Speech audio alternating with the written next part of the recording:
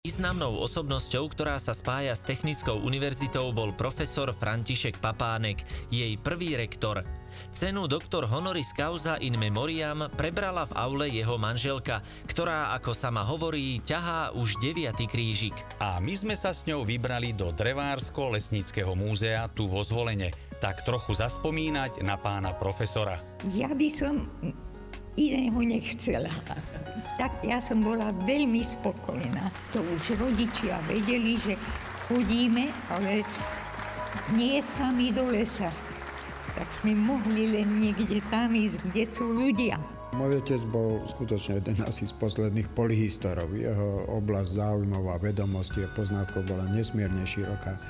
A to práve mám dojem, že aj dnešné lesníctvo potrebuje a je možnosť využiť naozaj všetky možné vedecké disciplíny práve v lesníctve. Výstava je zložená z dvoch samostatných častí. Jedna časť je venovaná životu a dielu pána profesora Papánka.